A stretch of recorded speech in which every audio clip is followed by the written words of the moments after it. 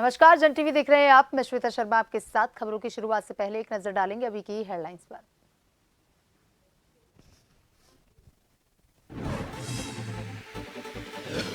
राष्ट्रपति द्रौपदी मुर्मू का उत्तराखंड दौरा, इंदिरा गांधी राष्ट्रीय वन अकादमी के दीक्षांत समारोह में की शिरकत, परिवीक्षार्थियों को दिए प्रमाण पत्र। राज्यसभा सांसद नरेश बंसल ने कांग्रेस के मैनिफेस्टो को बताया हिडन एजेंडा। कहा, गरीबों का हक मारकर विशेष वर्ग को पहुंचाते हैं लाभ, सोच हमेशा रही विभाजन।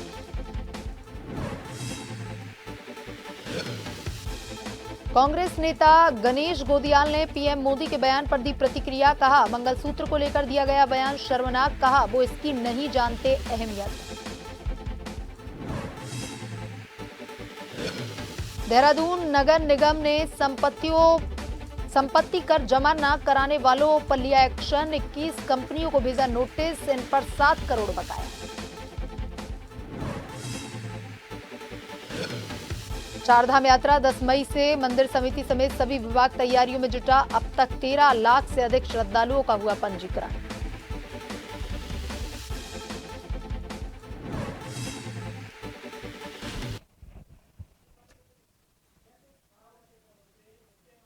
और अब खबरें विस्तार से। राष्ट्रपति द्रौपदी मुर्मू ने इंदिरा गांधी राष्ट्रीय वन अकादमी देहरादून में प्रशिक्षणरत व्यावसायिक प्रशिक्षण पाठ्यक्रम के भारतीय वन सेवा के परिवीक्षार्थियों के दीक्षांत समारोह में प्रतिभाग किया। और इस अवसर पर राष्ट्रपति ने परिवीक्षार्थियों को प्रमाण पत्र और पदक प्रदान किए। राष्ट्रपति द्रौपदी मुर्मू ने भारतीय वन सेवा के 2022 बेंच के सभी प्रशिक्षु अधिकारियों को बधाई देते हुए कहा कि इस बेंच में 10 महिला अधिकारी हैं। उन्होंने कहा कि महिला समाज के प्रगतिशील बदलाव का प्रतीक हैं। राष्ट्रीय वन अकादमी की पर्यावरण के क्षेत्र में अत्यंत महत्वपूर्ण भूमिका रही है। भारतीय वन सेवा के अधिकारियों पर जंगलों के संरक्षण, संवर्धन एवं पोषण की जिम्मेदारी है।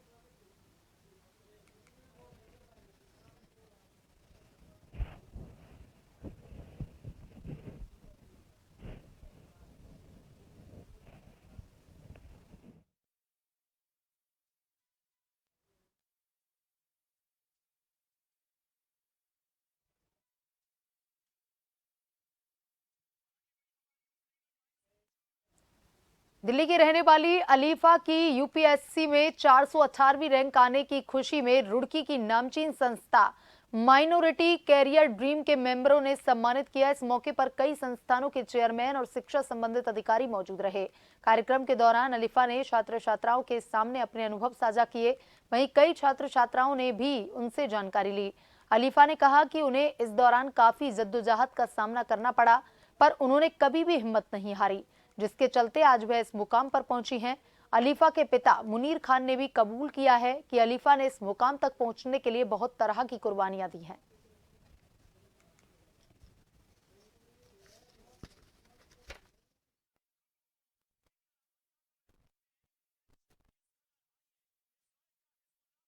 जैसा आपने कहा, बहुत सारे चैलेंजेस आते हैं। मेरे लिए भी बहुत सारे चैलेंजेस थे। सबसे बड़ा चैलेंज मेरे लिए ये था कि मेरे से प्रीलिम्स ही नहीं हो पा रहा था। पहला अटेम्प्ट मैंने दिया, उस पर प्रीलिम्स नहीं हुआ, दूसरे में नहीं हुआ, तो ये बहुत बड़ा चैलेंज था। अपने ऊपर हमेशा से थोड़ा डाउट आता रहता था, तो उसको सही से मैंने उसको हैंडल किया, वो चैलेंज था। फिर ऊपर सोसाइटी का थोड़ा क्रिटिसिज्म था, कहीं ना आती थी कहीं ना जाती थी, तो ये चैलेंजेस थे, बट पार करके यहाँ खड़ी हूँ। तो आज की जनरेशन वैसे बहुत होशियार हो चुकी है, बहुत आगे बढ़ रही है। मैं उनको बस यही बोलूँगी कि आप जहाँ जो पहले अपना एम एक सेट कीजिए, जो आपका एम है उसके ऊपर बस चलते रहिए, लगे रहिए, मेहनत कीजिए, अपने ऊपर भरोसा रखिए और कभी हिम्मत मत हारिए। बात है, लेकिन मशक्क़त मुझे इतनी नहीं करनी पड़ी, बेटी को ज़्यादा मशक्क़त करी है उसने अपना बहुत सेक्रीफाइस किया इसके लिए। ये समझिए वो पढ़ती बहुत ज़्यादा थी, और सेक्रीफाइस मैं आपको बता रहा हूँ, वो कहीं शादी में नहीं जाती थी। हम जाते थे भाई सब तैयार होकर, सबका शौक़ होता है बच्चों का भी कि भाई शादी में चलेंगे, तो उसको हम जाते थे सब, वो कहती थी नहीं मैं नहीं जाऊँगी। वो अकेली घर पे रहती थी और पढ़ाई करती थी। दूसरा सेक्रीफाइस उसका ये था कि हम कहीं घूमने जाते थे तो पापा मैं नहीं जा रही। मैंने कहा बेटे चल सब जा रहे हैं, कि नहीं पापा आप जाओ बस। एक इंडिया के नाम से संस्था बनाई हुई है और एक संस्था एमसीडी के नाम से, माइनॉरिटी कैरियर ड्रीम के नाम से। और हम लोग ये काम करते हैं कि जो लोग कंपटीशन में आना चाहते हैं उनको गाइड करते हैं उन लोगों के लिए फ्री कोचिंग का इंतज़ाम किया हुआ है हमने। और जो माइनॉरिटीज़ के लिए और बैकवर्ड के लिए, एससीज़ के लिए जो स्कॉलरशिप्स आती हैं उसका क्या तरीका है, कहाँ से फॉर्म भरा जाएगा, कैसे उसको किया है, वो हम करते हैं। राज्यसभा सांसद व भाजपा के राष्ट्रीय सह कोषाध्यक्ष नरेश बंसल ने कांग्रेस के मैनिफेस्टो को हिडन एजेंडा बताते हुए तीखा हमला बोला है। उन्होंने कहा कि कांग्रेस की सोच हमेशा विभाजन की रही और एक वर्ग विशेष को लाभ देने के लिए काम करती रही। कहा कि अपने घोषणा पत्र में भी उन्होंने इस हिडन एजेंडे को रखा। नरेश बंसल ने भाजपा मुख्यालय में पत्रकार वार्ता करते हुए यह कहा कि कांग्रेस गरीबों का हक मारकर एक विशेष वर्ग को फायदा पहुंचाना चाहती है।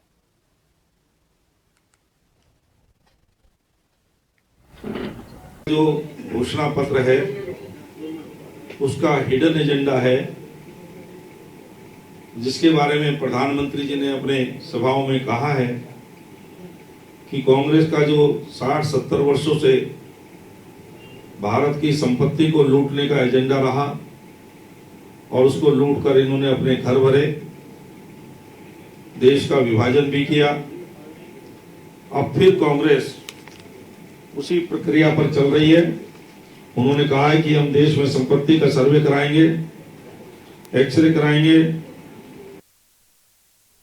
प्रदेश कांग्रेस मुख्यालय में कांग्रेस के नेता गणेश गोदियाल ने प्रेस वार्ता करते हुए प्रधानमंत्री नरेंद्र मोदी के मंगलसूत्र और ज्यादा बच्चों वाले बयान पर कड़ी प्रतिक्रिया देते हुए कहा है कि प्रधानमंत्री नरेंद्र मोदी ने मंगलसूत्र को लेकर जो बयान दिया वह शर्मनाक है।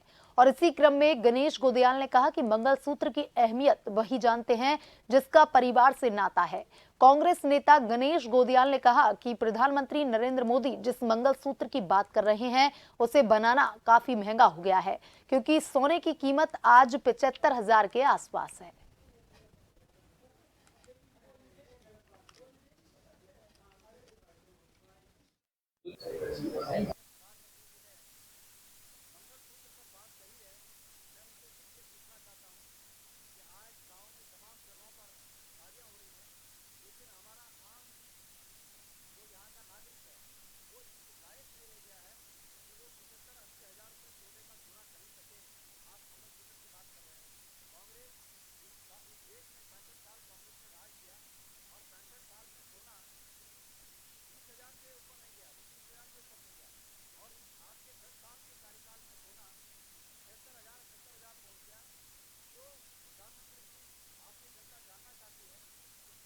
रामनगर पहुंचे रानीखेत विधायक प्रमोद नेनवाल ने वोट प्रतिशत गिरने का कारण कांग्रेस को केडर वोट को बताया है।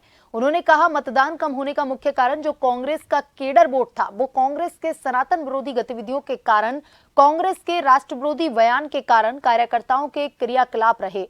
उससे कांग्रेस का केडर वोट बहुत हताश और निराश था, जिससे वह मतदान केंद्रों में वोट डालने नहीं गया और यही कारण रहा कि मतदान प्रतिशत कम हुआ। वहीं इस पर पलटवार करते हुए कांग्रेस के पूर्व विधायक रणजीत सिंह रावत ने कहा कि खिसियानी बिल्ली खंबा नौचे की कहावत को भाजपा चरितार्थ कर रही है। बता दें कि उत्तराखंड में पहले चरण में 19 अप्रैल को हुए मतदान में केवल 55.89% मतदान हुआ और ये आंकड़ा पिछले लोकसभा चुनाव की तुलना में कम है। इस साल लोकसभा चुनाव में कम हुई वोटिंग को लेकर के सबके अलग अलग मत हैं।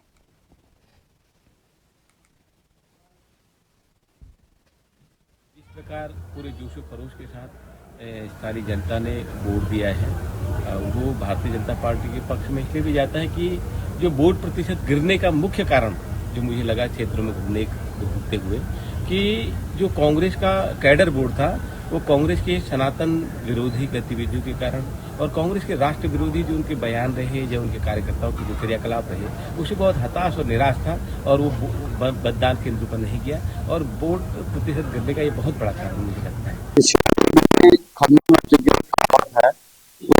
उसको चरितार्थ कर रहा है।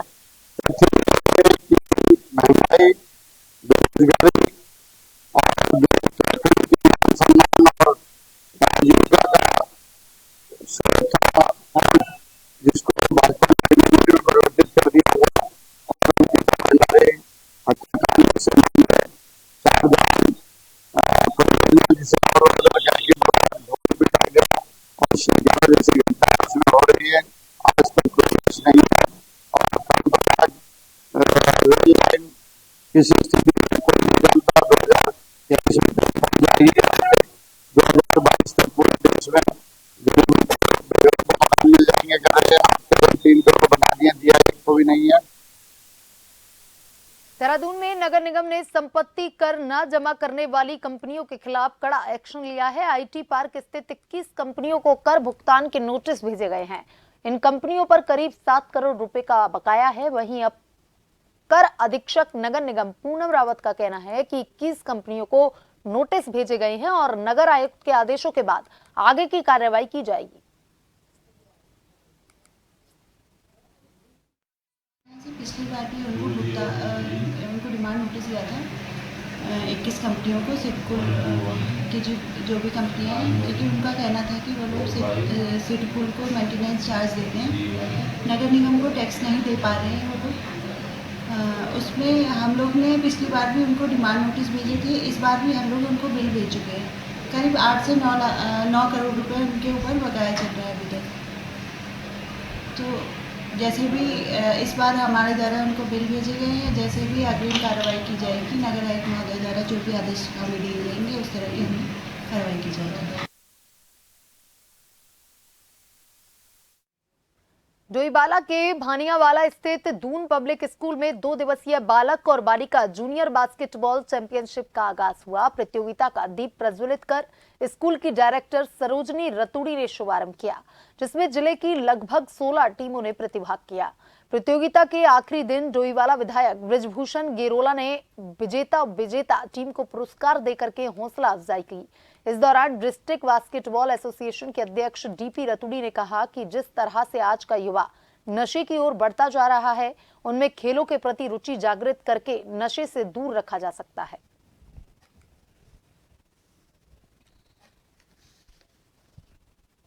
जो खेल का नशा है ये आदमी को बिल्कुल ठीक रखता है, तो क्यों ना खिलाड़ी खेल की तरफ जाए, वो नशा जोड़े, ना कि ये नशा शरीर को खराब करे। सभी जानते हैं अगर आदमी कोई बच्चा खिलाड़ी हमेशा अच्छा रहेगा, खेलेगा, पसीना एक करेगा तो उसका स्वास्थ्य भी अच्छा रहेगा। तो स्वास्थ्य अच्छा रहेगा तो दिमाग भी अच्छा रहेगा, दिमाग अच्छा रहेगा तो पढ़ाई भी बहुत जरूरी है। ये बच्चों के लिए नहीं, सभी के लिए, बड़ों के लिए, तो सब चीज़ व्यसन से दूर रहेगी। ये सब district junior basketball championship Rishikesh basketball association की तरफ से हुआ, जिसके प्रेसिडेंट हमारे डीपी रतूड़ी जी हैं और इसके सेक्रेटरी हमारे वाहिद सर। काम बहुत अच्छा रहा और हमारे जो विधायक जी हैं इस क्षेत्र के, उन्होंने हमारे जो विनर्स थे, रनर्स थे, उनको ट्रॉफी प्रदान की, सर्टिफिकेट दिए, मेडल्स दिए और काफ़ी बच्चों ने उनसे उनको प्रोत्साहन किया उन्होंने। जंगली जानवरों का आतंक खत्म होने का नाम नहीं ले रहा। बता दें कि लगातार जंगली सुअर किसानों के खेतों को पूरी तरह से तबाह करने पर तुले हैं, जिसके चलते किसान एक वक्त पूरी तरह से भुखमरी की कगार पर पहुंच चुके हैं। बता दें कि फिर एक बार जंगली सुअरों के झुंड ने जोशीमठ के ग्राम सभा बड़गांव में के किसानों की लहराती गेहूं की फसल और जौ की फसल पूरी तरह से नष्ट कर दी है, जिसके चलते किसान काफी परेशान नजर आ रहे हैं। वहीं किसानों का कहना है कि उन्होंने कई बार वन विभाग को समस्या को लेकर के अवगत करवा दिया, लेकिन कोई भी कार्रवाई अमल में नहीं लाई गई।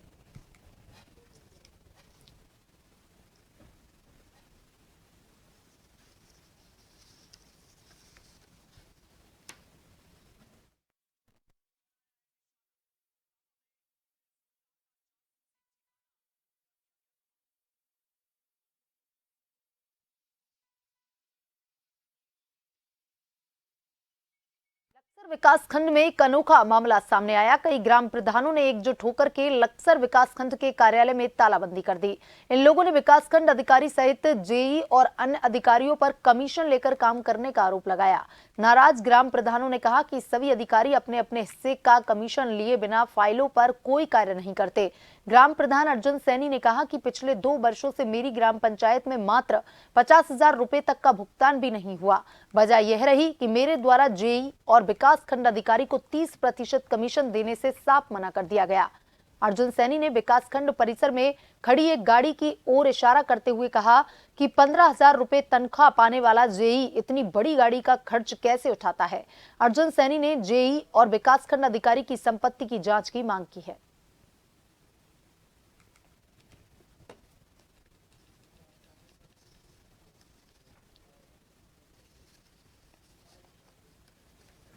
वो इसलिए लिया गया साहब कि लक्सर लोग भ्रष्टाचार के चरम सीमा पर इस टाइम जो लक्सर लोग यहाँ DPO और इनका जेई मिलीजुली सरकार चल रही है, जो इन्हें पैसे दे रहे हैं, प्रधानों का कोई कार्य हो नहीं रहा है, सारे कार्य इनके ठेकेदारों के हो रहे हैं। जो ठेकेदार यहाँ फाइल लेकर आ रहे हैं उनके फाइलों में काम चल रहा है, जो प्रधान फाइल उठाओ फिर रहे, जो इन्हें पैसे नहीं दे रहे, उनका कार्य नहीं चल रहे।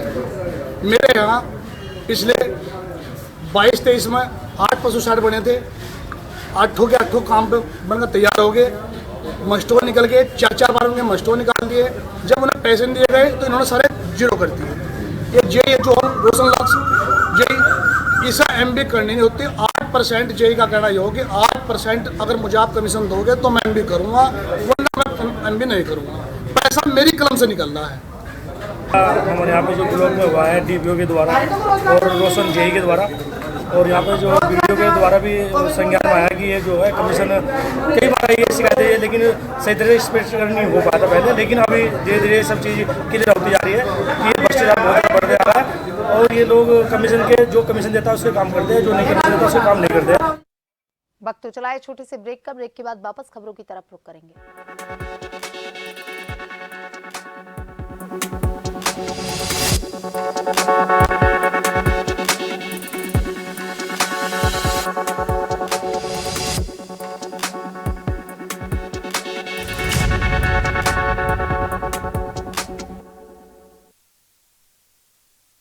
ब्रेक के बाद एक बार फिर से आपका स्वागत है। ये बढ़ते हैं खबरों की तरफ।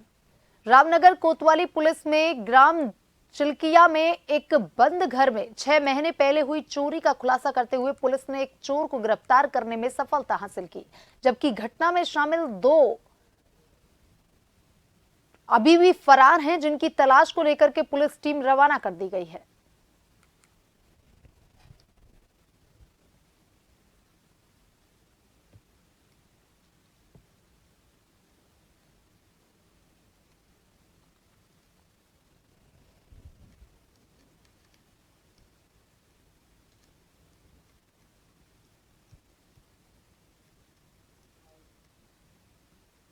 देखिए, नवंबर 2023 में चिल्किया में एक बंद घर से चोरी हुई थी, जिसमें 3 लोग प्रकाश में आए थे।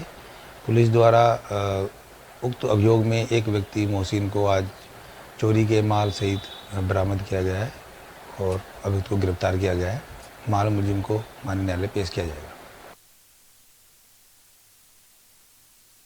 चारधाम यात्रा 10 मई से शुरू होने जा रही है, जिससे पूर्व बद्रीनाथ केदारनाथ मंदिर समिति समेत सभी विभाग तैयारियों में जुटे हुए हैं। VKTC भी अपने स्तर पर सभी व्यवस्थाओं में अग्रसर है। अब तक 13 लाख से अधिक श्रद्धालुओं ने चारधाम की ऑफिशियल वेबसाइट पर पंजीकरण करवा लिया है। आइए देखते हैं ये रिपोर्ट। 10 मई को केदारनाथ धाम के कपाट खुलने के बाद उत्तराखंड में चारधाम यात्रा का आगाज हो जाएगा। पंजीकरण और हेलीकॉप्टर बुकिंग का अच्छा रुझान देखने को मिल रहा है।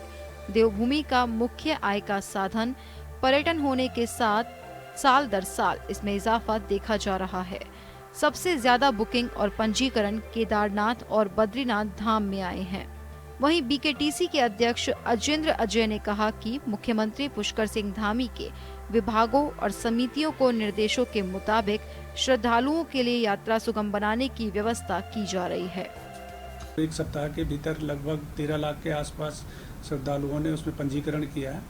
तो इन सारी बातों को दृष्टिगत रखते हुए बद्रीनाथ केदारनाथ मंदिर समिति और प्रदेश सरकार के स्तर से भी निरंतर अपनी यात्रा व्यवस्थाओं को लेकर के तैयारियां पूर्ण कर ली गई हैं। माननीय मुख्यमंत्री जी के स्तर से भी कुछ समय पूर्व में शासन स्तर पर जो विभिन्न यात्रा व्यवस्था से जुड़े हुए विभिन्न विभाग हैं, एजेंसियां हैं, उनके उच्च अधिकारियों के साथ में बैठक आयोजित की गई थी और माननीय मुख्यमंत्री जी द्वारा विभागवार सभी विभागों की विस्तृत जो कार्य योजना थी उसकी समीक्षा की गई और जहां पर आवश्यकता पड़ी उनके स्तर से संशोधन की, सुधार की, उसके लिए उनको निर्देशित भी किया गया। बद्रीनाथ और केदारनाथ धाम में विशेष पूजा पाठ कराने के लिए श्रद्धालुओं में उत्साह दिखाई दे रहा है। सिर्फ 7 दिन में दोनों धाम में 6,981 श्रद्धालुओं ने ऑनलाइन पूजा बुकिंग की है, जिसमें BKTC को 1 करोड़ 20 लाख रुपए की आय प्राप्त हुई है, जिसमें 4,735 श्रद्धालुओं ने बद्रीनाथ धाम और 2,246 श्रद्धालुओं ने केदारनाथ धाम की ऑनलाइन पूजा बुक की है। हम प्रयास कर रहे हैं कि मंदिर समिति में अधिक से अधिक जो हमारी सिस्टम है उसको हम ऑनलाइन करें, ई फाइलिंग का, ई ऑफिस का, ऑनलाइन पूजा इत्यादि पर हम फोकस कर रहे हैं और आईटी का हम अधिक से अधिक इस्तेमाल कर रहे हैं। और इसी का प्रतिफल है कि इस वर्ष जो हमने जब ऑनलाइन पूजा प्रारंभ करी, पोर्टल को ऑन किया, तो एक सप्ताह के भीतर में लगभग 7,000 से अधिक श्रद्धालुओं ने ऑनलाइन पूजा के लिए अपनी बुकिंग की है और इससे मंदिर समिति को एक सप्ताह के भीतर में ही 1,20 करोड़ रुपए से अधिक की आय प्राप्त हुई है। वहीं पीएम नरेंद्र मोदी और सीएम पुष्कर सिंह धामी के नारे लोकल फॉर वोकल के प्रयासों को बीकेटीसी भी अपना रहा है। महिलाओं के स्वयं सहायता समूह की मदद से लोकल उत्पादों से केदारनाथ और बद्रीनाथ धाम के लिए प्रसाद बनाया जा रहा है। देखिए, हमारा प्रयास रहता है कि यात्रा व्यवस्था में, जैसा कि माननीय प्रधानमंत्री जी का आह्वान भी है कि जो लोकल उत्पाद हैं उनको बढ़ावा मिलना चाहिए, तो उस अनुरूप हम जो स्वयं सहायता समूह है, महिला समूह है, उनके द्वारा उत्पादित जो प्रसाद है उसको भी हम मंदिर समिति क्रय करती है और अपने जो काउंटर होते हैं उन पर हम उनका विक्रय भी करते हैं। बीते साल बीकेटीसी के वीआईपी और वीवीआईपी दर्शन के शुल्क लेने के फैसले के कारण एक अच्छी रकम मंदिर समिति को मिली थी, जिससे इस साल भी बीकेटीसी द्वारा अपनाया जाएगा, जिससे यात्रियों के लिए व्यवस्था बढ़ाई जा सकेगी। हमारे धामों में जो भी विशिष्ट और अति विशिष्ट महानुभाव आते हैं तो उनसे एक निर्धारित शुल्क लिया जाना चाहिए, क्योंकि आप जानते हैं कि बद्रीनाथ जी में और केदारनाथ जी में बड़ी भारी संख्या में विशिष्ट और अति विशिष्ट महानुभाव लगातार आते रहते हैं और मंदिर समिति उनको प्राथमिकता के आधार पर दर्शन कराती है, उनको प्रसाद इत्यादि भी देती है, लेकिन पूर्व में उनसे किसी प्रकार का कोई शुल्क नहीं लिया जाता था और कई बार वीआईपी श्रद्धालुओं के नाम पर अव्यवस्थाएं भी पैदा होती थी। तो उन सारी चीज़ों को देखते हुए मद्देनज़र हमने ये व्यवस्था प्रारंभ करी थी और उसका काफ़ी अच्छा परिणाम भी देखने को मिला है और इस वर्ष भी हम उसमें कुछ संशोधन सुधार करके जहाँ पर आवश्यकता दिखेगी उस हिसाब से हम उसको इस वर्ष भी लागू करेंगे। चार धाम में सरकार को उम्मीद है इस बार 2 गुना श्रद्धालु दर्शन करेंगे। बीते साल 56 लाख से ज्यादा श्रद्धालुओं ने दर्शन किए थे, जो एक कीर्तिमान था। लेकिन प्रश्न ये है कि क्या एक बार फिर राज्य सरकार नया कीर्तिमान खड़ा करके चार धाम यात्रा यात्रियों के लिए सुगम बना पाएगी। ब्यूरो रिपोर्ट, जन टीवी। नैनीताल में मंगलवार को नैना देवी व्यापार मंडल की ओर से बोट हाउस क्लब में प्रेस वार्ता की गई, जिसमें पर्यटन सीजन संबंधित मुद्दों पर चर्चा की गई। व्यापार मंडल के अध्यक्ष पुनीत टंडन ने कहा कि बुधवार को जिलाधिकारी कार्यालय में पर्यटक सीजन को लेकर के बैठक की जानी है, लेकिन बैठक में हर बार सिर्फ पार्किंग को लेकर ही बात की जाती है, जिससे बैठक का कोई लाभ नहीं होता। उनकी ओर से पर्यटक सीजन को देखते हुए ट्रैफिक मैनेजमेंट रूट प्लान तैयार किया गया है, जिससे पर्यटकों को सुविधा मिलेगी। उन्होंने कहा कि पर्यटन सीजन नजदीक है और मॉल रोड व अन्य जगहों में अभी भी खुदाई चल रही है, जिससे आने वाले समय में पर्यटकों को परेशानियों का सामना करना पड़ेगा। उन्होंने कहा कि शहर में 27 ई रिक्शा चलाने की योजना बनाई जा रही है, जबकि शहर में इतने ई रिक्शा की आवश्यकता नहीं है।